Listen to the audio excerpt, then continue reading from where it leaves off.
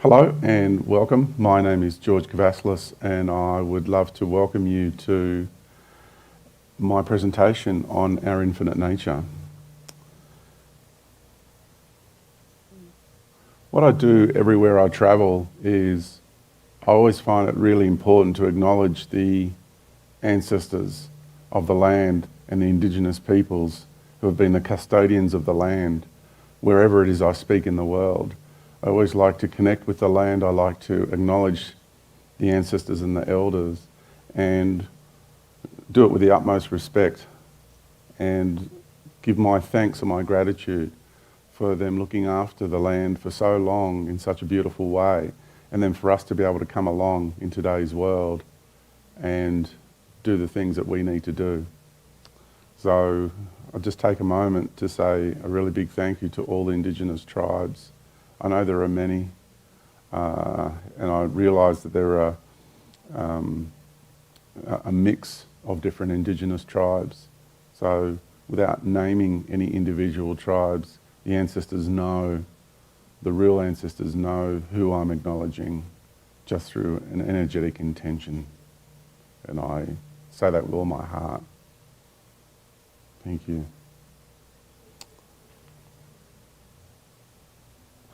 As a brief introduction, I really am big on being an authentic person, an authentic being. I've had a really vast lifetime of extraordinary experiences, and everything that I'm sharing is from direct experience, from these experiences that I had. And the one thing I've learnt with all my experiences is that it's really safe now for us to come out and be who we need to be in this world, and not to be afraid of that, to actually know that it's okay to be authentic, to be genuine and to be real. Whereas in times gone past, it hasn't felt that way, it hasn't been experienced that way. Just check that door. Is that door shut properly? Just wanted to make sure, because a lot of sound coming through, and I've got quite a bellowing voice and I don't want to be disturbing the other side. The other room. So it's really important for us to really go deep within our own being, to be as authentic as we can and be that force of nature we came to this world to be. It's a natural progression of turning inside out. It isn't anything that needs to be forced. We have this concept that we need to learn ideological systems, and then through those ideological systems we end up expressing ourselves. However, in the natural order of life, it really is just about being your true authentic nature. And once you can express yourself from that, then you become this force of nature everywhere you go. It's because you're in unity with the actual natural environment everywhere you go.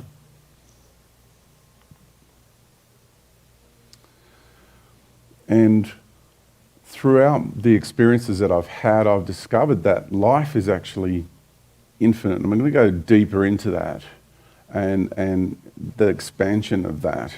And there's one thing I know outright, is that within my being, I'm truly infinite. And the journey I wish to take you on today is to really go through what it means to be infinite. It really is about our infinite nature and the real essence of it, and the qualities and the characteristics, to be able to remember what it's like to be infinite, rather than just approaching it from an intellectual level, but to be able to embody your infinite nature. Because once we do that, then we can see all these closed systems. We can see the systems that are closed loops, and they have different behavioural patterns. And some are very beneficial to us, and we can spend a temporary amount of time in them.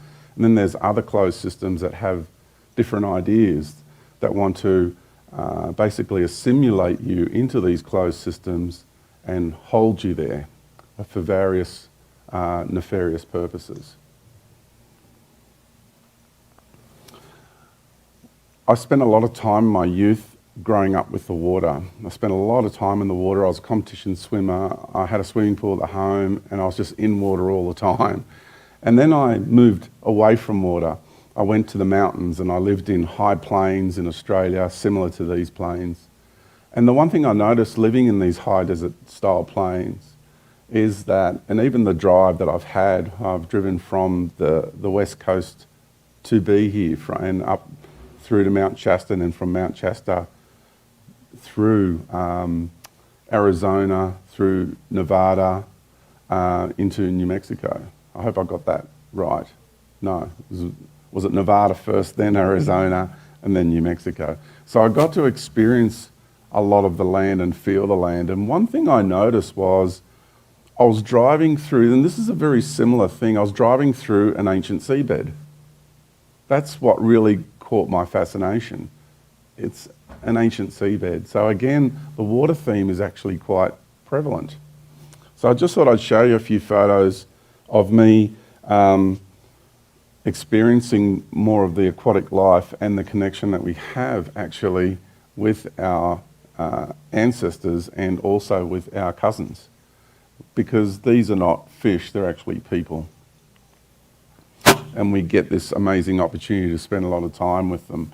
That photo probably doesn't do this manta ray justice, but if that manta ray turned around and opened its mouth, I would virtually fit inside the mouth of that manta ray. It's that big.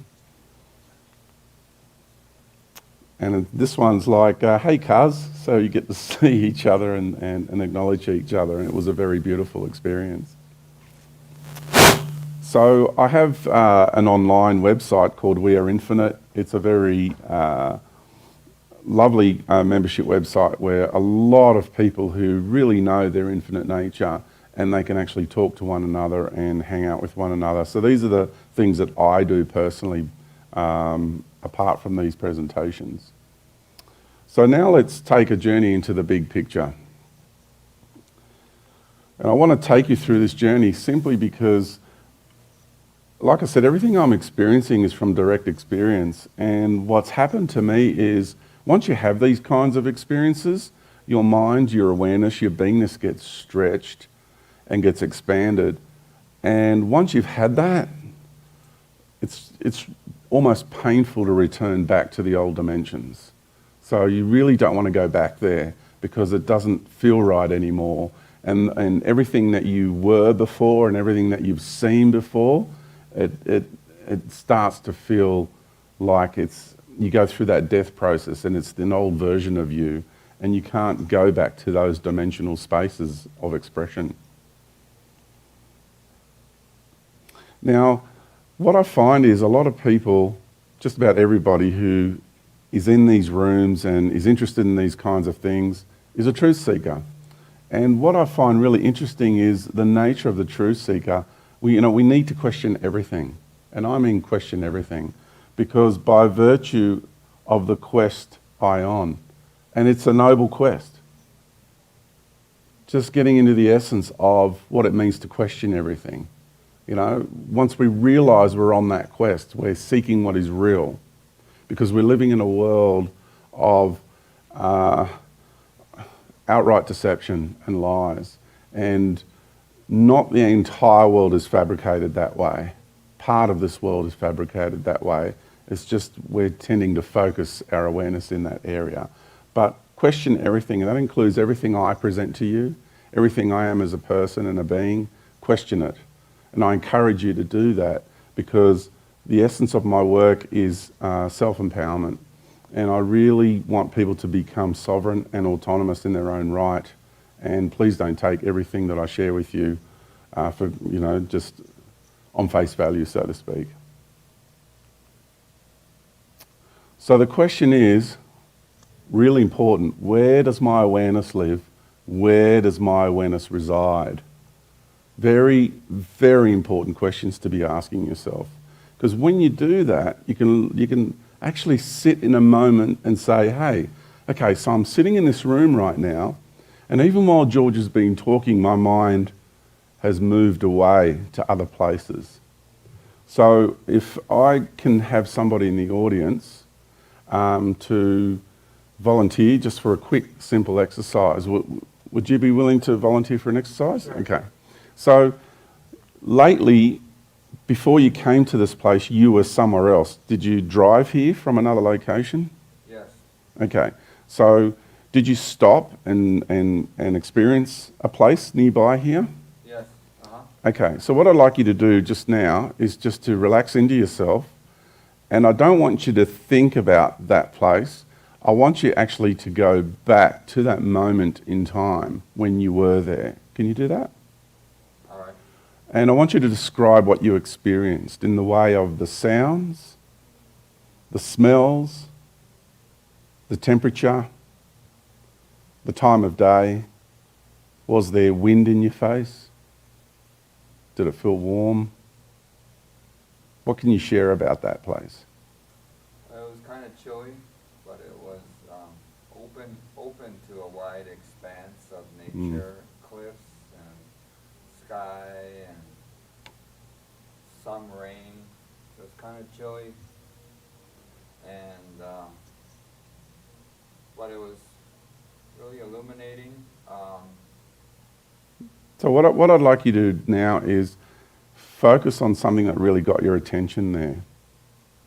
Like a particular shrub or a rock or a bird in the sky or anything like that. Was there something that particularly got your attention that spoke to you? Yeah. Oh, you want to hear about it? Just briefly.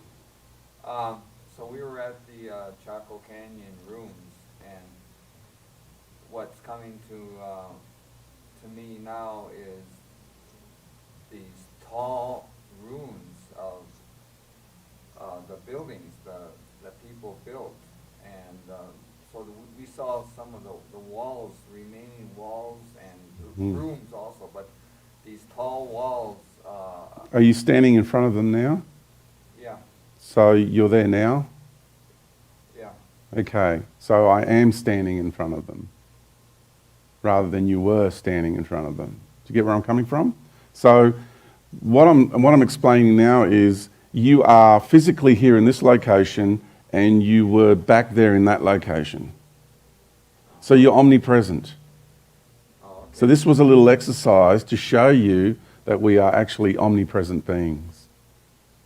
That we exist in many different dimensions of time and space simultaneously at the same time. Because if you go back in time, you're still in that location.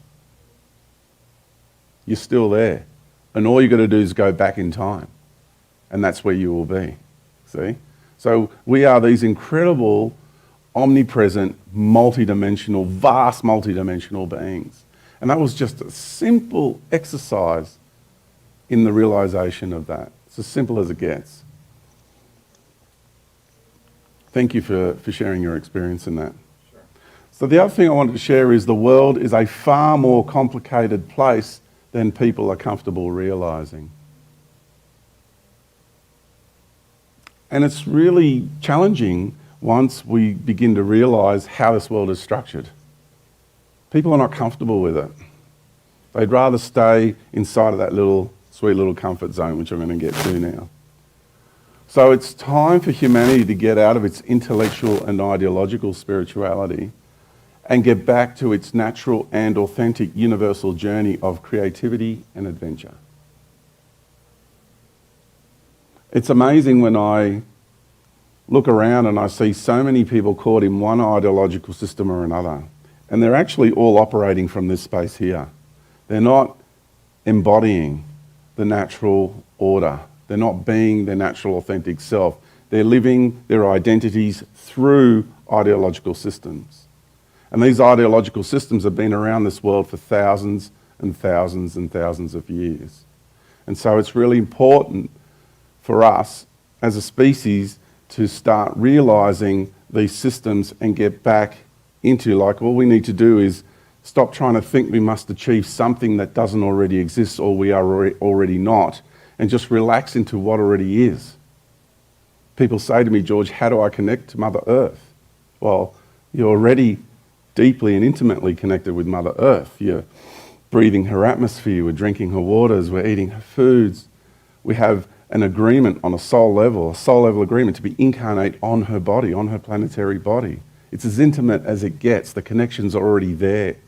We've just got this thin membrane in our mind space, which is creating the illusion of disconnect. But the connection is already there, and that's all we need to do is relax into that. We don't need to force anything. The one thing I've also discovered in my journeys throughout my life is that we are universal beings. Truly universal. And I'm going to talk more about that in this presentation. And we are creator beings. And we create every day. I'm creating this presentation. We're co-creating this presentation with, you know, the support crew in the back there. And we're all co-creating this experience we're having right now. Whoever's in this space, we're co-creating. You make a cup of tea, you create a cup of tea. Do you know what I mean? We're creating all the time. So it's really interesting, as creator beings, how is our creative process being implemented? Where do we launch our intentions of creativity from? What space? And when we realize where we launch our intentions of creativity, then we realize that that determines also the outcome. So if we change our approach, we change where we launch our intentions, my apologies, of creativity from, we then are going to change the outcome. Okay, I want to take you on a little journey now. In 2003 is when I had my biggest experience of my life. It was really huge. And I want to share a little bit about that.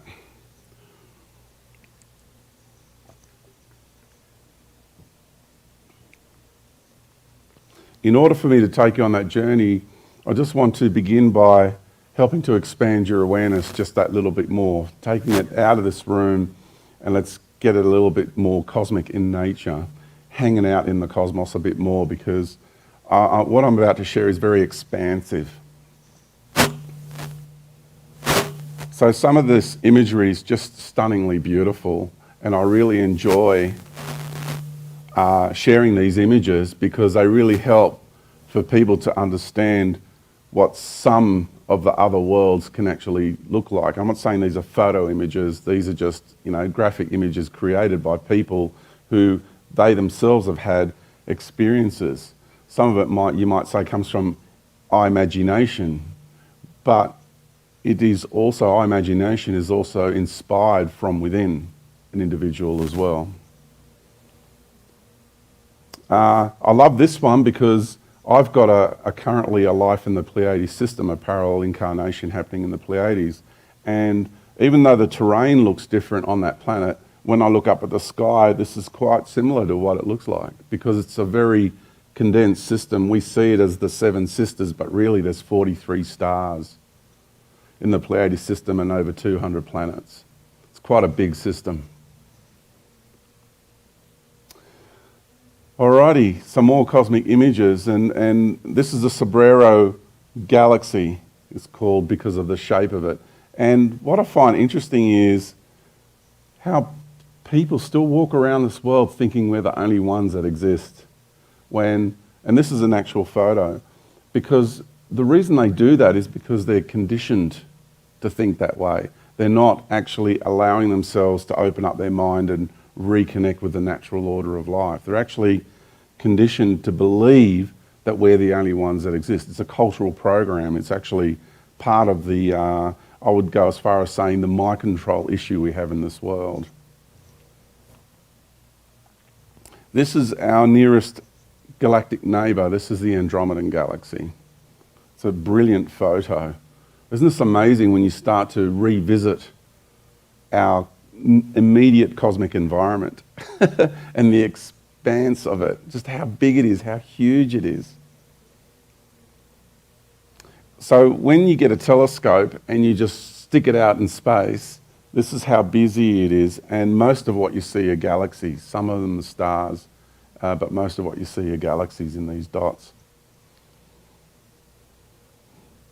So in 2003, I'll go back to this one. In 2003, I had an experience where my galactic family came and visited me and picked me up and took me to a craft closer to the Sirius system, because we actually have multiple parallel lives happening in many systems. And what was interesting about that craft was it was a small shuttlecraft that picked me up and then took me to a much larger craft. But these craft were structured differently. They weren't like a technology as we know it. They're actually, how we operate in the natural order is that they're extensions of our own beings. And everything that those craft do are karma on us. It's all on us, the way that craft interacts with life.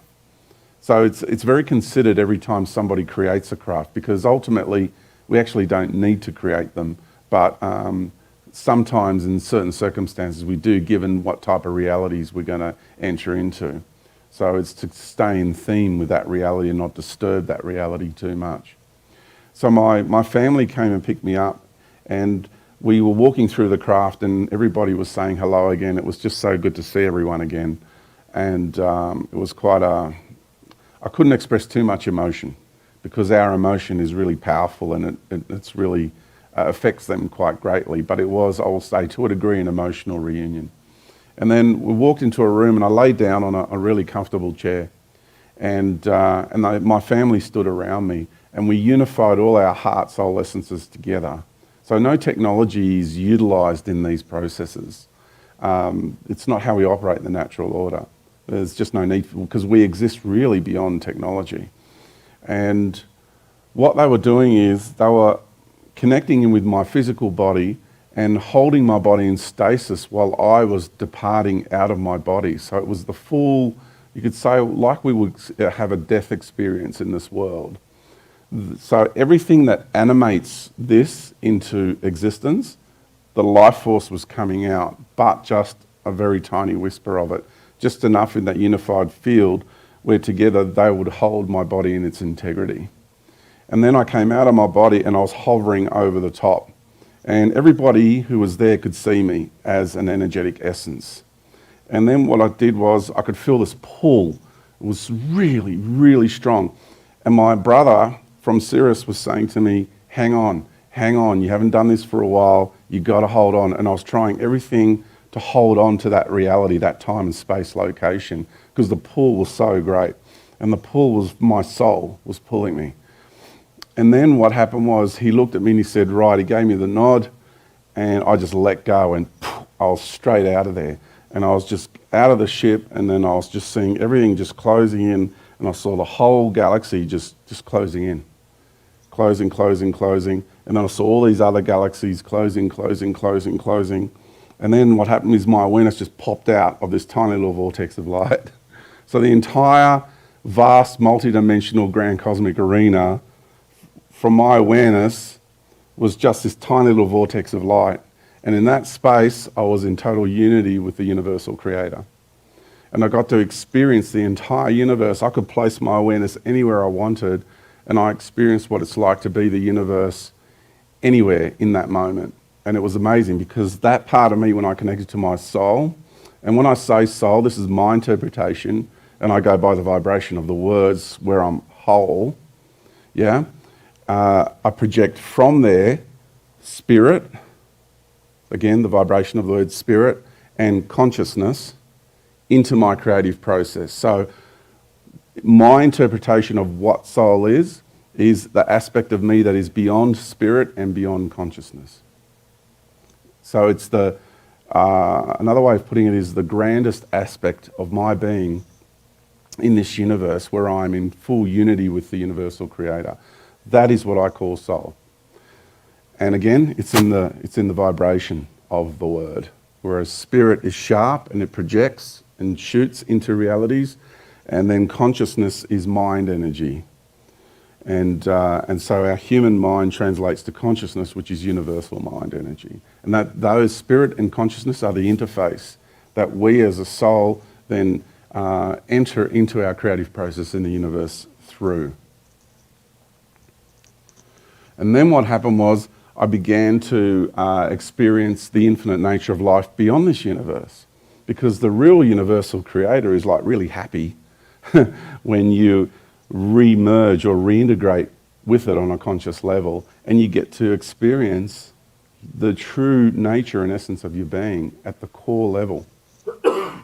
So I began experiencing life beyond this universe through the connection of my own being, my own infinite nature. So my soul is my portal to my infinite nature. And what I saw outside was, when I first came back, I was trying to describe it to people, and it was like I was just seeing dots. And it wasn't that I was seeing another cosmos. This was different because all these dots were like other universes. And all these other universes were all unique constructs. This universe, the construct is light, what we call light, or we call vibration or energy. And I finally found an image that helps to describe more accurately what I saw. So what I like about this is you've got different expressions, because every universe that's out there is a being from the infinite nature of life expressing itself as a universe. So each expression is unique, therefore each universe is unique, therefore the construct of each universe is individual and unique. That's what was so amazing. And I also came to realize that all the universes out there, the energy streams from, part of the infinite nature of life, are also flowing into this universe. And I remembered, whoa, we're all universal creator beings. And we've all got our own universes, and this is what we do from the infinite nature of life. We're creating universal realities just by expressing ourselves as creating, as a being from the infinite nature of life. We're just simply expressing ourselves in the infinite nature of life, and that expression becomes what we call a universal paradigm. And then we invite others to enter into that reality, and so beings are projecting aspects of themselves into these realities, and life is one giant fun park. And the really interesting thing I recall from that experience that I had was there's two essences of life that we experience in this world that I also experienced out there in the omniverse. And that is, of course, the energy that we call love. It's like a cohesive, harmonious sort of familiarity and bond between all life. I call it like the glue that bonds all life together. So that was throughout, as far as I could perceive, the infinite nature of life, because I'm going to get to the infinite nature of life and the qualities and characteristics of it soon. And then the other one, which was really interesting, was the sense of adventure and curiosity. And that was really fascinating, because that one took me by surprise. I didn't expect to be experiencing that energy out there. So we have this incredible childlike sense of adventure and curiosity, and that's why we create constantly realities, and we choose to go in them, and they're like these giant fun parks, and we get to create, and we get to uncreate them and create new ones, and we get to experience one another, experience our own unique universal paradigms and expressions. So the truth of the matter is, we are creator beings.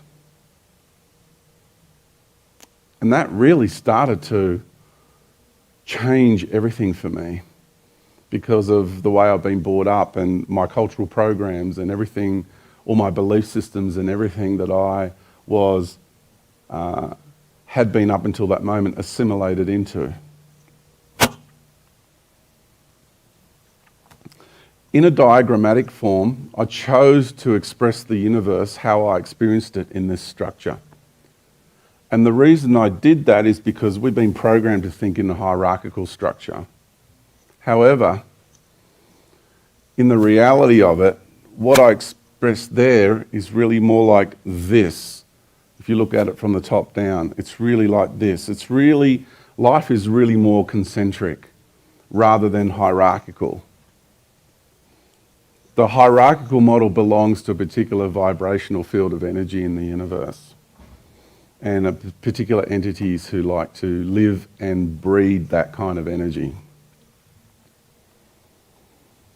The other thing I discovered was what this universe is made of. And this is the most simplistic way I can explain it, is the sine wave. So the way, because I remember my initial time of entering the universe, and also when you merge with the universal creator, you also have the memory of the universal creator experiencing itself as this universe for the very first time.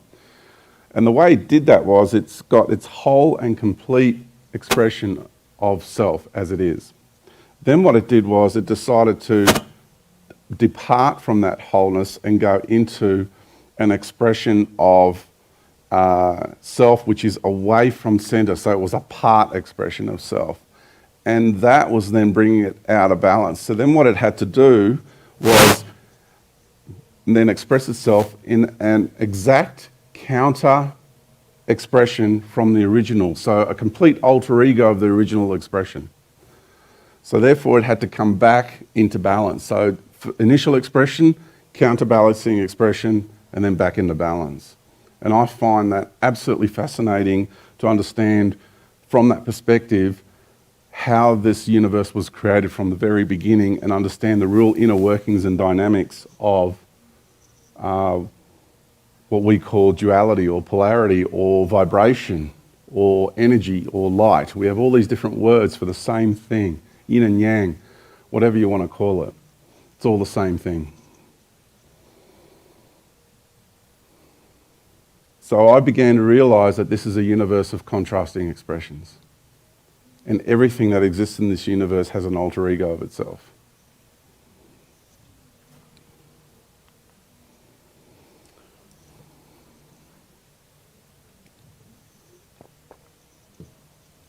Now I've put this image up because this is not the omniverse. So when I was experiencing this universe, I also experienced what's called the multiverse. Now the multiverse is what quantum physics refers to as parallel universes. So this is an image that most closely resembles what I experienced. So think of these as all other countless parallel light-based universes. So all of these, and the reason is you can see all the galactic realities in that, these are all other universes that are also made of the same construct that we know of as light. Excuse me. But in the omniverse,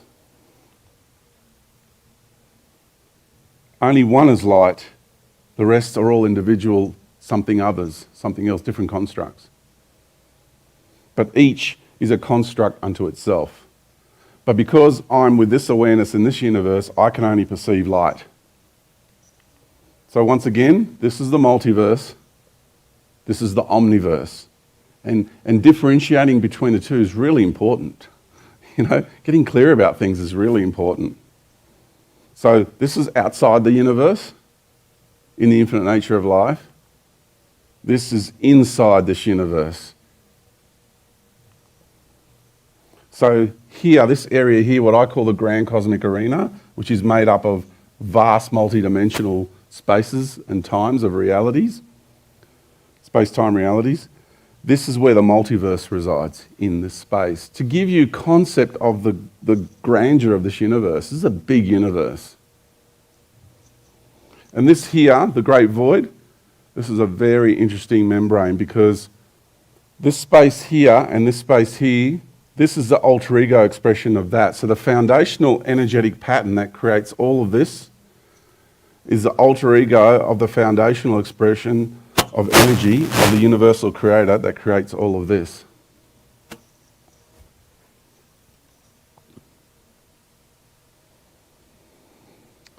So what I'm going to get into now is I'm going to share with you the essence of how we created this galaxy, how we created the solar system, and how we created the Earth, and why we created them. And why? Why do they exist? What was the intention behind the creation of these realities?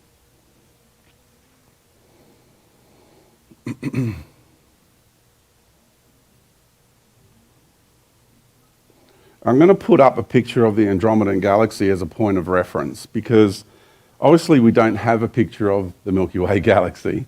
There are some people that have created some graphic images of it, but if someone claims to have a picture of it, then you kind of got to say, well, maybe you guys got it from the secret space program or something like that, but there's no image of our galaxy. Obviously, because you've got to take it from outside the galaxy to have a photo of it, right?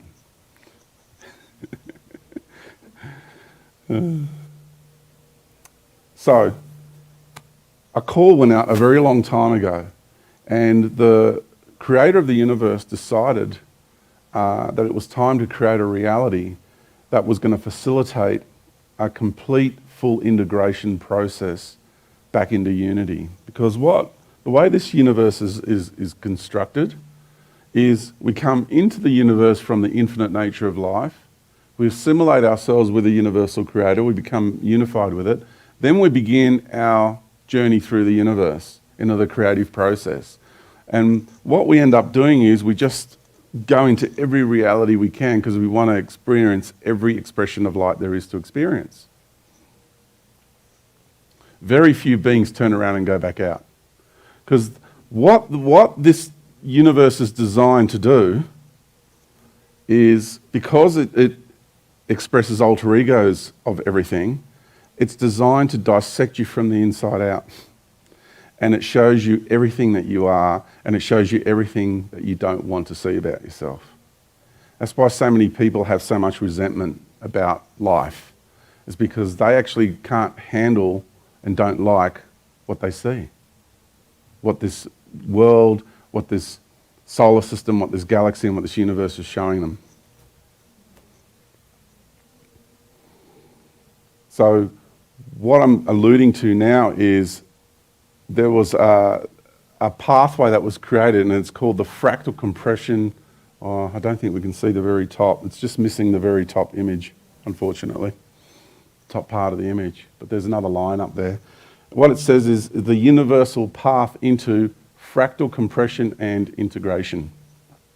And we entered into the universe, and like I said, we fragmented out into all these different realities and experienced all these different expressions, because every reality is its own unique vibrational field of reality. Therefore, it has its own unique theme.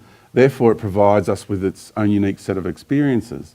Therefore, we get to cultivate that kind of wisdom from those experiences. We can't get that same wisdom and those experiences from another reality. We can only get them from that reality because of the way that reality is constructed and the theme or the themes that that reality provides. So we've gone into all these different realities, and now there's a pathway for us to come back into integration and back into unity, so we can then exit and return. And it's like completing the cycle of life, universal life. So what happened was this call went out to create a galactic reality. And the galactic reality was going to be one that was going to be the first path in this process to compression, to integration. And the way it was created was to create a fractal reality. So let's get the entire cosmos, grand cosmic arena, basically the entire universal paradigm, and express it in one galactic reality. That's a lot of compression and that's a lot of density. But that's what occurred. And so a lot of beings who heard that call came together and decided to participate in the creation of this reality.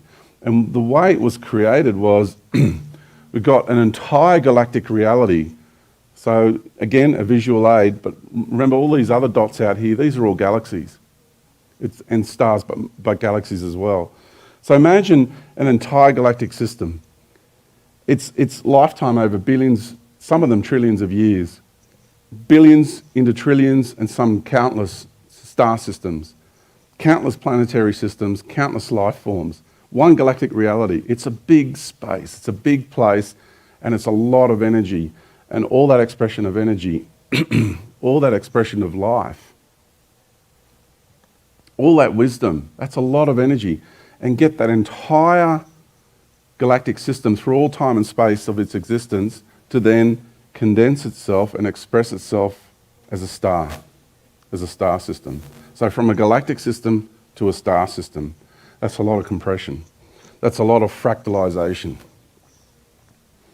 Excuse me.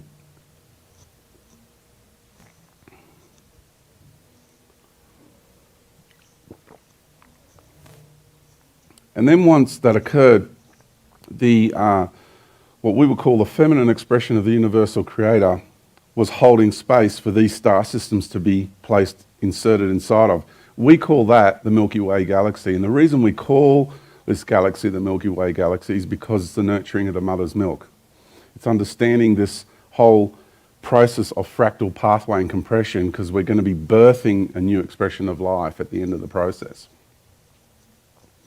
So we've got all these galactic systems out there that were then condensing their expressions as stars.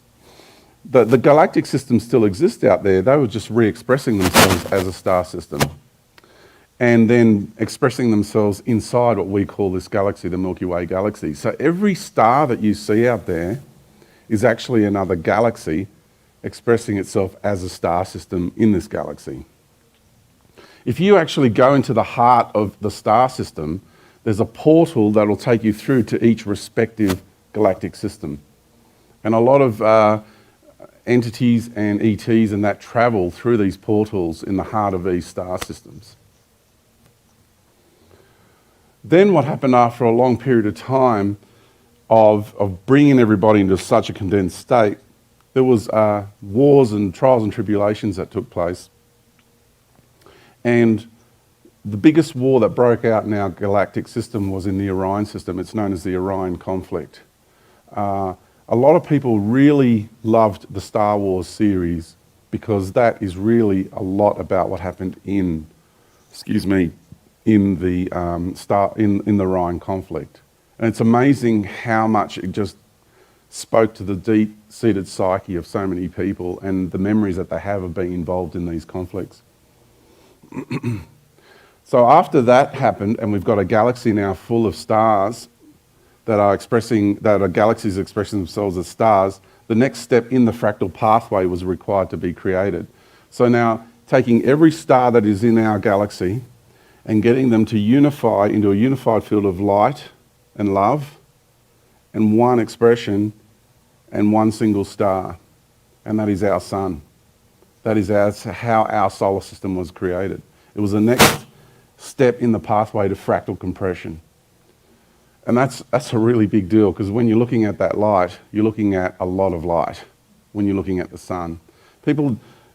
We've forgotten who it is we're incarnate inside of. We've forgotten who, like we're talking about our immediate cosmic environment, we've forgotten who the earth is, we've forgotten who the sun is. And to remember who these beings are is really, it's a big deal. And so the sun is actually the divine masculine expression of the universal creator holding this space, because it's its responsibility to do so. And then the next step in the fractal process was the earth. The earth was then a planetary reality which was going to be the fractal of the solar system, of the entire, all the planets and everything that was in our solar system expressing itself as one planetary reality.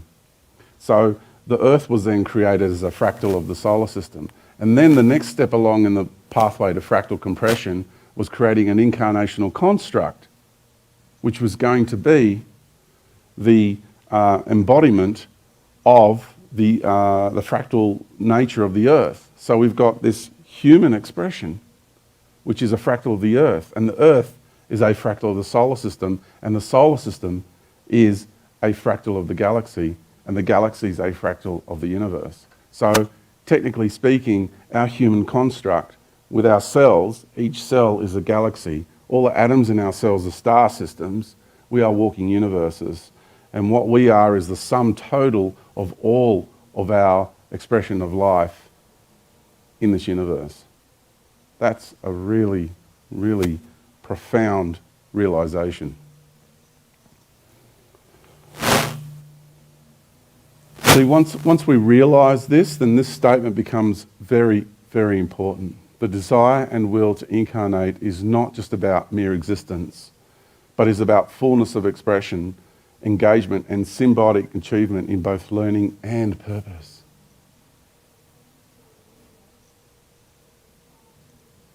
And it's amazing how much of the narratives in our world today are all designed to build resentment towards one's own existence here. Fascinating how that works. We mustn't forget the responsibility, the relevance, significance and worth of our co-creations. Everything that we see, everything that we do is really, really important, especially because of the fractal nature of this reality. It's like, you've heard the term wag the dog. So everything that we're doing here in this world is affecting the universe in a really big way. And I'm not saying that to put more pressure on people. I'm just simply saying that so people can have a remembrance of the value and the worth of the life that they're having here and how important it is. These 4 words, after that great experience that I had, became really, really important to me. These are really important words. They mean a lot. And I don't mean this from a religious perspective. I genuinely mean this from life and the nature of being. So I'm going to go into each one of these because really the big one here is the infinite nature of life. It's a big one. And that's what we're here to talk about, our infinite nature. So what does it mean to be divine? Let's look at that one first. And again, these are my interpretations. You, of course, got yours. But this is, I feel, a very good guide towards that. So to be divine means to be pure and sacred, boundless and enduring, infinite and eternal. And each one of those they're big words. They all have really profound meanings. But to me, these are kind of the qualities, the characteristics, and the essence of what it means to be divine when I really sit down and contemplate my divinity. So what does it mean to be sovereign? What does that really mean? It means to be absolute, transcendent, and by all means naturally autonomous. That's a big one there. And this one, not subject to control from outside. Wow, that's a big one, isn't it? Because when you contemplate that, that starts to bring into question a lot of ideological systems. So the next one, what does it mean to be eternal? Well, to be eternal means to be everlasting, enduring, and immortal, and to be indestructible. Here's the kicker, existing outside all relations of time. I find that absolutely fascinating. For me, these are the qualities and the characteristics and the essence of what it means to be eternal. And now we're leading up to the one, what does it mean to be infinite? Well, to be infinite means to be immeasurable, eternal, and incalculable, open-ended and indestructible. Very powerful words, all of them. Very deep meaning. There's more. Having no limits or boundaries in time, space, extent, or magnitude. Big stuff, huh? When you really sit down and contemplate, what does it really mean to be infinite? Well, there's more. To be truly infinite means there is no beginning to you and there is no end to you. So I'm not talking about the human construct, just George in this physical body. I'm talking about my being within. That's when I say I'm infinite, that's what I mean. This is a temporary construct that I'm expressing an aspect of myself into, my infinite nature into. It means you always have been and you always will be. Wow, big concepts of what it means to be infinite. It means you have never been created. That's the kicker right there. That really exposes a lot of the ideological systems that we have in our cultural programs and our societal programming. So, therefore, there is nothing beyond your beingness, your isness, nothing above nor greater. So let me explain it this way. I don't exist beyond you, and at the same time, you don't exist beyond me. nothing exists beyond you and nothing exists beyond me, because we are simultaneously infinite together. That brings on a whole lot of contemplation and reassessment, as far as I'm concerned, about the nature of life and what we're told in our cultural programs. So it is essential to know that you exist beyond your earthly incarnation, but it is absolutely imperative to know that nothing exists beyond your eternal and infinite self, because there's no beginning or end. Life beyond this universe is infinite. It always has been, it always will be. It was never created. Never. Universal paradigms get created, but the vast infinite nature of life has never been created. There is no creator of it. That's something to very, very seriously contemplate right there. So, we are all truly divine and sovereign. We're all truly eternal, and we are all truly infinite. And this is what I found after my experience. My immortal self is now demanding my immortality. My eternal self is now demanding my eternity. And my infinite self is now demanding my infinity. It is. It's not just, I'm not just being gently, encouraged. It's like, my greater being is like, no. We're demanding it now, because this is our true nature. It's kind of like we're done with the masks. We're done with all the programs of limitation. It's now time to emerge and live out the true nature of our being and express that. Once you get all of that, then it's hard to pretend to be mortal when you know you're not. So living in this world and being in that space of mortality, it gets a little bit challenging. But then you get through that phase of the challenge and then it gets easier again. Better check on the time. Okay, still good for time. So empower yourself. Really, a lot of people are often talking about how we're being diminished as a species and as a race, and people want to feel more empowered.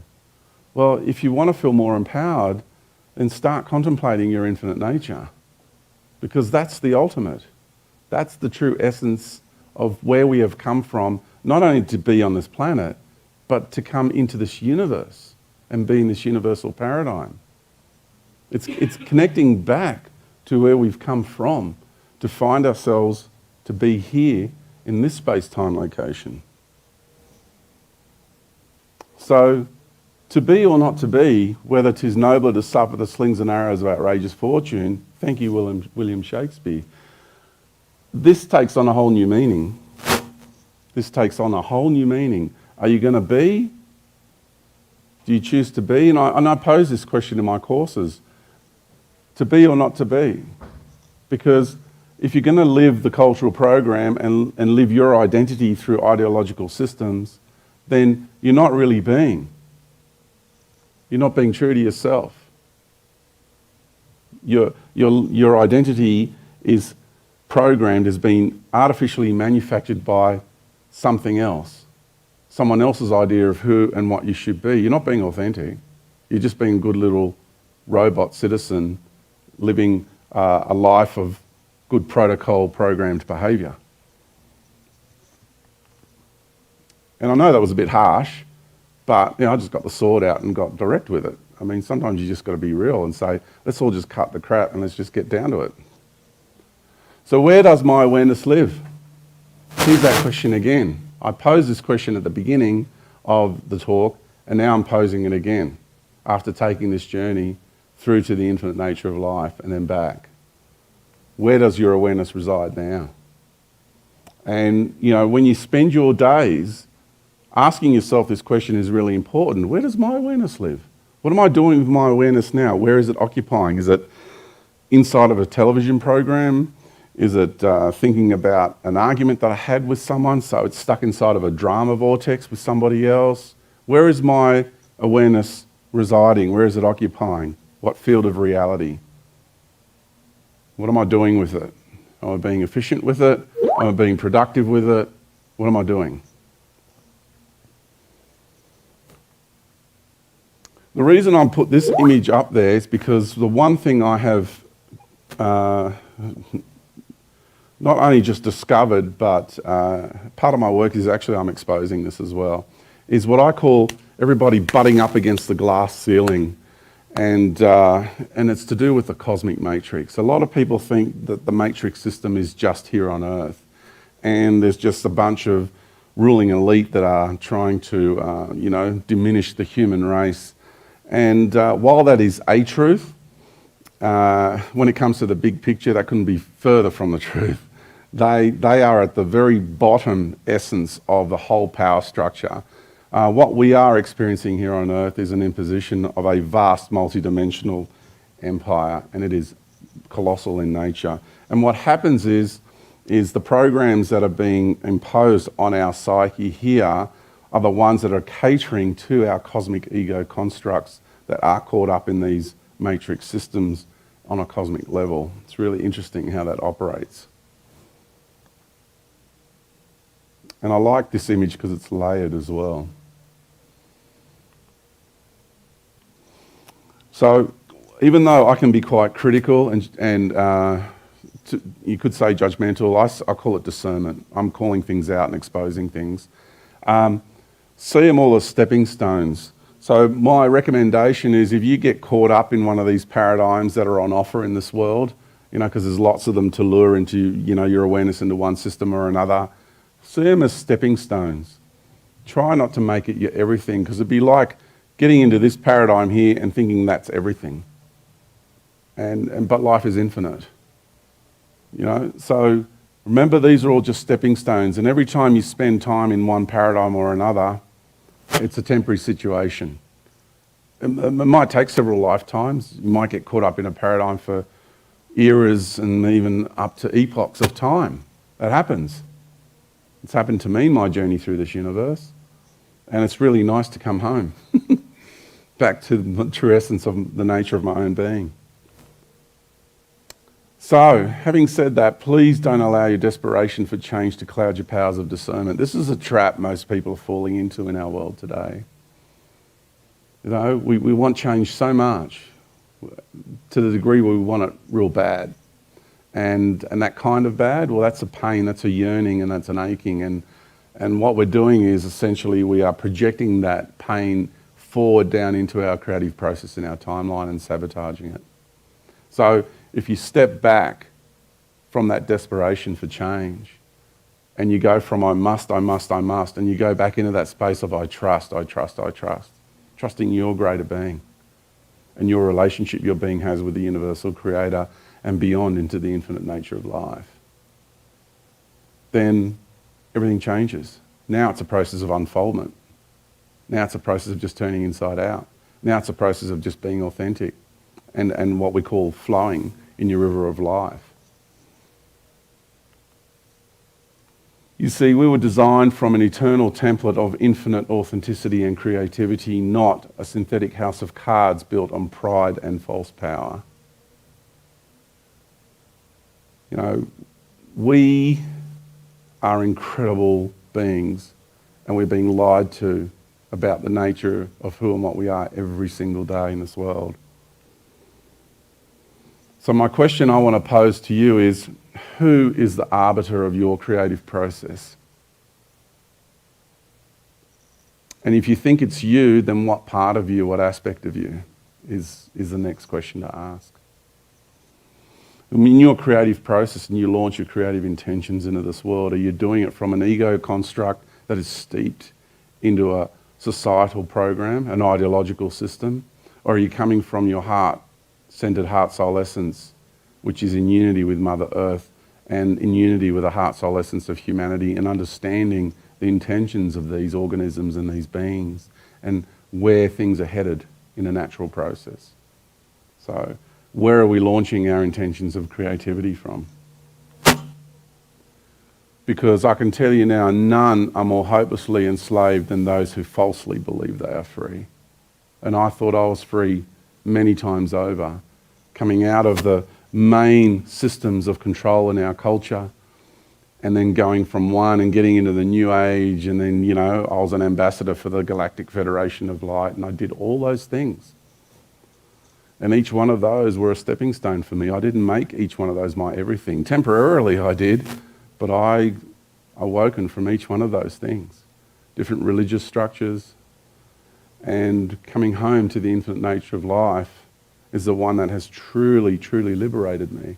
It's not a belief system. It's the way life is constructed. It just is.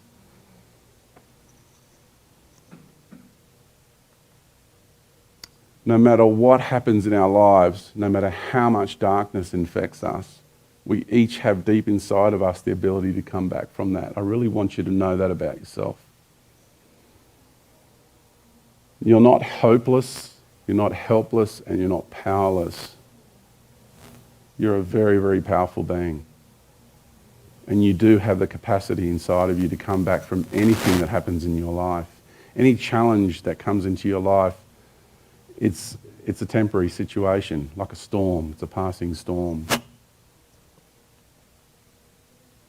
Our challenge is, whilst our value and sense of self-worth is being systematically diminished, we simultaneously need to go back to the reality of how magnificent, significant, and powerful we truly are.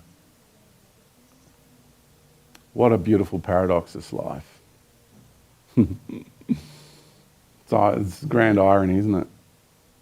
You can't claim anything in this world because you get judged as having an ego construct. See, when I express myself with confidence, all the New Agers judge me as having arrogance. Isn't that interesting? Isn't that interesting that that's what's happened to those people? That they can't even identify confidence anymore. Because so many of those ideological systems pacify people. And if someone stands true and stands with conviction and confidence, then you get judged as being arrogant. I just find that absolutely fascinating. But these are part of the systems that are designed to stop us from being our authentic self. Be your authentic self, because nobody does it better than you. Nobody, And I just want to see people living their true nature of who they are. Because your true, authentic self is a magnanimous giant. Once you really reconnect with your greater being, get to know yourself better again, you'll be surprised. I've even heard gurus saying, I love you better than you can ever love yourself. Now that is just absolute poison for a guru to say that to a crowd, to people, to anyone. This is the kind of toxic behaviour that we have to deal with. The ultimate love is the love of your own soul. Because if you don't know how to love yourself, how can you possibly love anybody else? So all the people that are caught up in these belief systems and with these gurus and things, they are the ones who are giving their power away. They're the ones that have lost connection with the true essence of love within their own being. Because it is through that love inside of us that we connect to everyone and everything. I experience the love of the universal creator through the love of my soul. I experience the love with my beloved lady, Alison, because I'm doing it through the essence of my love within my soul. And I connect to her soul and the essence of love within her. So this is how we connect, is through here.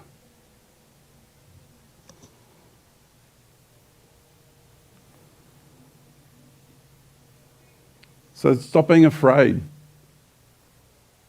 I know in previous eras we have been hung, we've been drawn, we've been quartered, we've been burnt at the stake, we've had our tongues cut out. I get that. And so many of us are living that post-trauma. But it's different now. It is safe to emerge. And I would like to think I'm a living example of that with my work, the things that I'm doing, and the information that I'm sharing, helping to empower people. Don't be afraid of the system. Understand the system and learn how to work with it. because it's terrified of you. That's the reality of it. If you've got a system that's an obsessant need to monitor and control to the degree that it does, and systems and programs of diminishing us and controlling us through even the air that we breathe now, the water that we drink, the foods that we eat, the technology that we use, the medicines that we take, it's coming at us from every possible conceivable angle.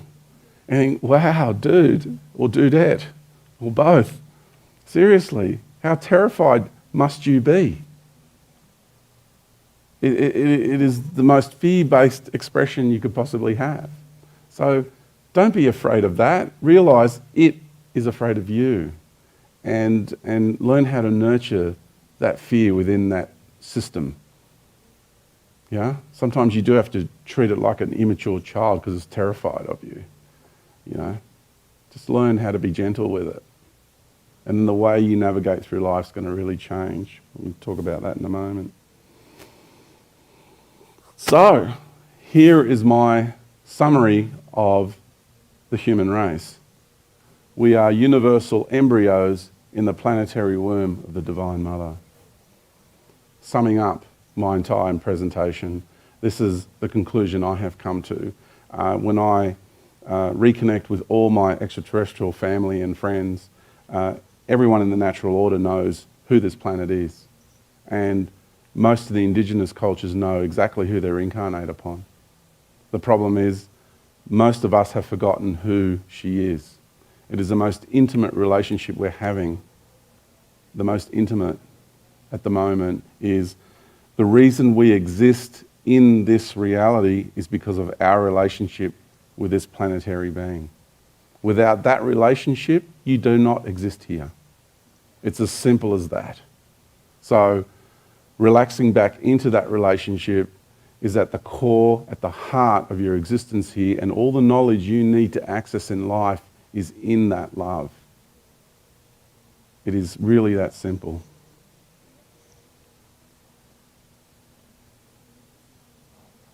Just some imagery to express. This is an image on the cover of my book that I had made up. It really expresses for me closely what I experience as this reality. Lots of other people have gone about expressing the same imagery, but in a different way. I think this one's beautiful because it also expresses the galactic mother expressing herself as the earth as well. So this is in total alignment with the information that I have shared with you here today. Gorgeous image. Once again, the reason we are infinite is because of what I've shared, and so many people in this world know that about themselves as well. This isn't just some little crazy guy here, little nutter, sharing his own little version of reality. This is quite well known throughout the world by many, many people who have known this deep down inside themselves.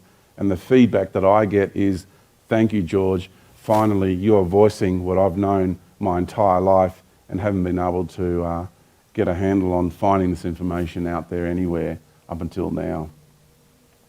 So I'm not teaching anyone anything new. I'm helping people to remember.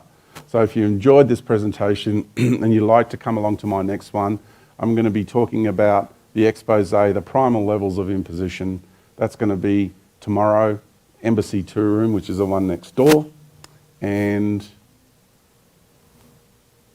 on Sunday, if you'd like to come along, I'm doing Navigating the Matrix, and that's going to be on Sunday at 9 a.m. in Embassy 2 room again. Excuse me. Thank you very much for attending the presentation. I think we might have time for some questions. If anybody's got any questions, you're welcome to ask some questions. Hold on one second.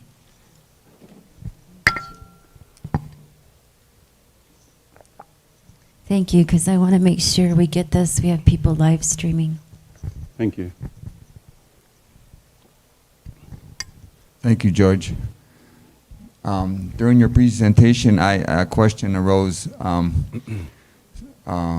lot of your presentation is from your experiences, but when you started talking about the call that went out to the universe a long time ago, and the call was to reintegrate what has been projected out into the universe and to bring that back in and to start that process. And we are part of that process. But how did you find this out? How do you know that? I mean, evidently that was in your experience. How did that arise for you? So in 2003, when I had that experience and I was able to experience what it was like to be the universe again, all the beings in the natural order at any moment in time that they wish, they can be one with the universe and experience what it's like to be the universe, and you have full transparency of everything that's going on in the universe. That's what it's like in the natural order. So it's no mystery. And the memory of all the events that have occurred are fully presented to everybody. So also there's the memory of my own journey coming into this galaxy.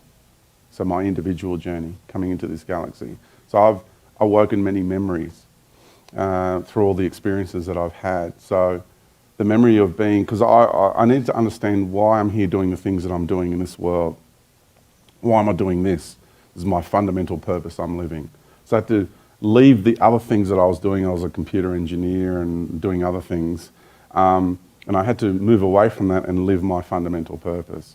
And I needed to get clear about why I was doing it. See, a lot of us tend to do this sort of work, but we just do it from a very small level of awareness, and we're almost like robots acting instructions out. So everyone's on the mission, right? So I didn't want to be a pawn in another entity's game, because so many people are. They've got their guides and they're living these missions that these guides have handed to them, and they're not living their authentic nature of their own beingness. They're just being a pawn in another entity's game. So I didn't want to do that. I wanted to be me. And I came to realise that I have a deep and intimate relationship with Mother Earth and humanity, and that I felt a really deep sense of responsibility and obligation to my humanity. So through that line of inquiry and contemplation, and also the memories of going out into other realities and with my extraterrestrial and interdimensional brothers and sisters, I'm involved in meetings and deliberations, and we're working out, you know, what races are going where, what's going to happen with the moon when the Earth transitions, and, you know, so I'm involved in the actual process that's taking place here. And through that involvement and the memories of all that, I got to remember how this galaxy was built, and also my relationship with the galactic being. So you've often heard me talk about how instead of thinking you must try and achieve something that isn't, just relax into what already is. So I'm already incarnate on Earth, so I've already have a very deep and intimate relationship with Mother Earth. So if I want to know about Earth and humanity and the history of this planet, or the herstory of this planet, I'm going to relax into my heart soul essence and relax into my relationship with her, and that's where all the information, all the knowledge resides, is in that relationship. If I want to know about the solar system, I'm going to relax into my relationship with the sun. I'm already incarnate inside of its solar body, what we call the solar system. So I'm already like this with the sun. So all I need to do is relax into that relationship and get all the information about the solar system and everything that's going on. If I want to know about the galaxy, all I need to do is relax into my relationship with the galactic being, because I'm already inside that being's body, the essence of that being, its creational space. So that these are all the different areas which I have been able to retrieve this information from. That's great. Thank you. Thank you. I have a couple questions. Sure. You had mentioned at one point that we invite people into our universe, or we have these universe, and then all these other people come in and create. Now, do we invite them, or do they invite us into their universe? Both. So you have your universe out there right now, and I don't know how many of us are in that, and you're the creator of that universe. I've got mine, you know, these people have got theirs, And we all go into each other's universes and experience these universal playgrounds that we manifest, that we create. That's life. Okay. That's actually beautiful. But where did Yeah. this evil come from? And then my last question is, what's the plan for Mother Earth? Yeah. Like- So the energy, what you call the essence of evil, that's part of this universal construct, and it's the alter ego of what we call love, and and that kind of energy. And there's different versions of it and expressions of it. That's quite a detailed explanation, which would take a whole other presentation. But the short of it is, it's an energy that exists in this universe, and it provides a very specific purpose in this universe. If it didn't, the universal creator would not allow it to exist. Simple as that. Okay? The reason it exists is because it's providing a very specific purpose. And if you look at it from a personal point of view, then it's showing you exactly how not to be. And it's showing you, it's reflecting back to you aspects of you that have connotations and flavours of that expression. Like I said at the beginning of the presentation, the one thing this universe will do, and especially the solar system, this galaxy, this solar system, this planet, it will dissect you from the inside out, and it will show you exactly what you don't really want to see about yourself, but you desperately need to see about yourself and work through and integrate. Yeah? That's what I love about this place. I've found the magic in the world, you know. Yeah. And then just real quick, where is Gaia headed? Like, is she expanding into this ascension? She's been expanding. So I'm, back in 2009, I talked about the expansion process of Mother Earth. So everything that's in the oceans is mostly new land. Everything that's the crust is the old. And that you see above the oceans is mostly the old land. You can get all the land above the water and put it all together as a puzzle, and you'll create a tiny sphere. So I'm not an advocate of the idea that this is the end result of something crashing into another planet in another location and then it folding in on itself. I'm not of that concept. I had an incarnation on that planet that blew up between Mars and Jupiter, so I have memory of what happened to that world, and other people do too. And so I don't espouse to that other ideology. For me, this planet has been created for a specific purpose, and she's been expanding. And what we see as the crust is like the eggshell, and eventually, in time to come, I don't know how far away that is, the eggshell will crack and a new body of light will birth here. Because what's inside the crust is a female version of the sun, according to me. It's just my own personal take on things, right? Whatever that's worth. That's actually beautiful. Does anybody else have a question? 'Cause I have just one more. Do you still see your galactic family? Like, they physically take you and take you on board ship? Yeah. It's slowed down because I've become so independent. Like I'm becoming empowered with my authentic nature. Yeah. So I don't require as much attention as I did before to get me to wake up, to get me to get on my path, to get me, you get what I mean? So because I'm really living my fundamental purpose, and I have such an incredible conscious relationship with my mother planet, and I really am here with purpose and intention. I can communicate with them any time, but the way the natural order works is they don't want to interfere with your journey. The less the better, because the more they interfere, the more disempowering it becomes. So it's important that we learn how to become sovereign and empowered in our own right in this reality. Yeah? Yes, that's beautiful. Thank you. Otherwise, habitually, because of our programming, we're just going to create all these programs of dependency. Yeah, because we still believe we're diminished. We've lost the reality that we're these really powerful creator beings. And to the reality of it, the full extent of it, we are the most powerful beings in the universe. And I don't mean that from an ego trip. Just my explanation on the whole fractal process and what we embody, that we are walking universes, each one of us unto ourselves. We have the capacity to embody the largest spectrum of love and consciousness in this universe than any other race. And when you understand that, then you're going to understand the insanity behind these gods that want to come and impose and diminish the human race and apprehend and subjugate the human race. Because there's babies being born in this world that have access to more life force than any god out there. Thank you so much. Thank you, everybody. I really appreciate it. Thank you.